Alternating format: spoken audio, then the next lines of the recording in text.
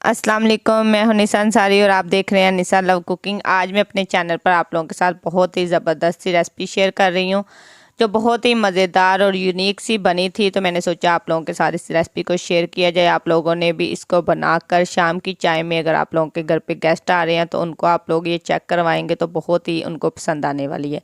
इसको बनाना बहुत ही सिंपल है। इसको बनाने के लिए सबसे पहले आप लोगों ने लेने हैं 2 अदद आलू, जिसको आप लोगों ने अच्छे से वॉश करना है। फिर इसका जो सारा छिलका है उसको आप लोगों ने रिमूव कर देना है। एक पैन लेना है, उसके अंदर आप लोगों ने पानी शामिल करना है। साथ ही आप लोगों ने इस आलू की जो कटिंग करके आप लोगों ने इसको बॉयल कर लेना है। जब भी आप लोगों ने आलू को बॉयल करना है तो पानी की क्वांटिटी जो है ना वो नॉर्मल रखनी है। बहुत ज़्यादा पानी आप लोगों ने इसके अंदर नहीं शामिल करना। साथ ही हम लोगों ने इसके अंदर जो फिलिंग डालनी है वो रेडी कर लेंगे। उसके लिए आप लोगों को चाहिए एक अदद पैन, जिसमें आप लोगों ने बिल्कुल नाम मालूम सा ना थोड़ा सा ऑयल डालना है। साथ में आप लोगों ने इसके अंदर चिकन डाल देना है। उसके बाद आप लोगों ने इसको हल्का सा फ्राई करना है। अच्छा, साथ ही इसके अंदर आप लोगों ने स्पाइसी शामिल कर देना है। चिकन जो था ना उसको मैंने नमक और काली मिर्च डाल के ना इसको बॉयल कर लिया था। उसके बाद आप लोगों ने इसमें बीज वाली मिर्च शामिल करनी है, पिसी मिर्च शामिल करनी है, ओरिगेनो शामिल करनी है। ये वैसे बिल्कुल ऑप्शनल है, अगर आप लोगों को ये नहीं पसंद तो आप लोग इसको स्किप भी कर सकते हैं। और आप लोगों ने इसमें ऑयल की क्वांटिटी बहुत ही कम रखनी है। इसको आप लोगों ने अच्छे से इसी तरह फ्राई करना है। साथ ही आप लोगों ने इसके अंदर चिकन पाउडर, अगर आप लोगों के पास चिकन पाउडर नहीं मौजूद तो आप लोग इसके अंदर चिकन कनौर भी डाल सकते हैं। साथ ही मैंने इसके अंदर गार्लिक पाउडर शामिल कर दिया था। अगर आप लोगों के पास गार्लिक पाउडर नहीं है तो फिर आप लोग फ्रेश मतलब गार्लिक यूज़ कर सकते हैं। वो स्टार्ट में आप लोगों ने ऑयल के साथ ही शामिल कर देना है।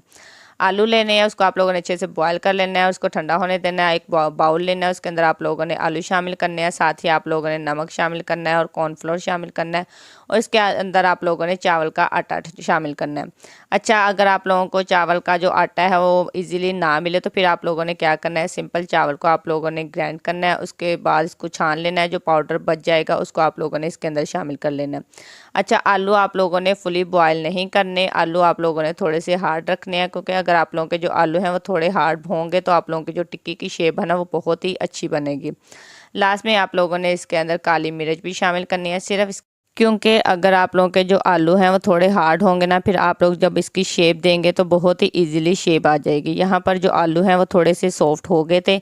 उसके बाद जो हम लोगों ने चिकन की फिलिंग बना के रखी थी वो आप लोगों ने इसके अंदर डालनी है और दोबारा से आप लोगों ने आलू को इसके ऊपर अच्छे से प्रेस करके सेट कर लेना है।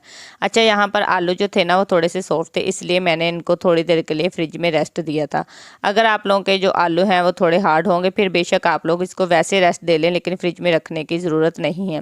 उसके बाद आप लोगों ने एक प्लेट लेनी है, उसमें आप लोगों ने कॉर्नफ्लोर मैदा शामिल करना है। उसके बाद इसके ऊपर हल्का सा आप लोगों ने डस्ट करते जाना है। बहुत ज़्यादा आप लोगों ने इसके ऊपर डस्ट नहीं करना, सिर्फ इसलिए करना है ताकि ये अच्छे से खस्ता सी हो जाए।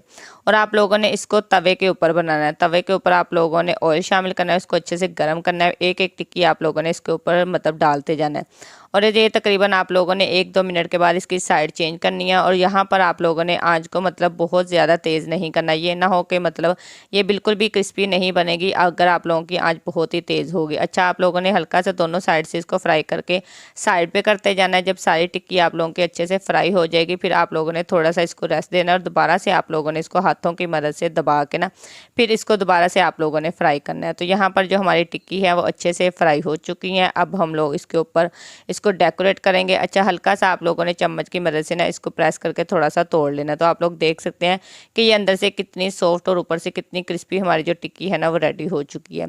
इसको मतलब मैंने गार्निश के लिए मैंने इसके अंदर जो चटनियाँ शामिल की थी वो हरी चटनी है, वो भी मेरे चैनल पर मतलब रेसिपी है। अगर आप लोगों को चाहिए तो आप लोग उसको जाकर मतलब मेरे चैनल से रेसिपीज़ को देख सकते हैं। इमली की चटनी भी मैंने इसी तरह डाली थी। अच्छा, सबसे पहले आप लोगों ने सिंपल दही है उसको अच्छे से आप लोगों ने नमक डाल के फेंट लेना है। सबसे पहले सिंपल दही जाएगा, उसके बाद हरी चटनी वाली मैंने मतलब थोड़ा सा मिंट बना के रखा था रायता, वो शामिल कर देना है। फिर आप लोगों ने इमली की चटनी डालनी है। उसके बाद आप लोगों ने मिक्स निम्को लेनी है, जिसके अंदर ये इस तरह से ये सारी चीज़ें हों।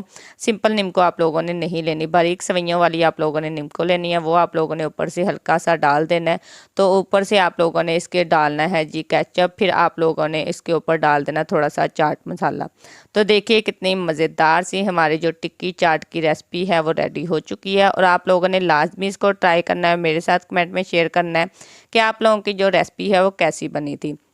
अच्छा, वैसे तो मैंने ये रेसिपी जो है ना रमज़ान के हवाले से बना के रखी थी कि आप लोगों के साथ मैं मतलब इस रेसिपी को शेयर करूँगी। तब तक के लिए मुझे दें इजाज़त। अपना बहुत सारा ख्याल रखिएगा। अल्लाह हाफ़िज़।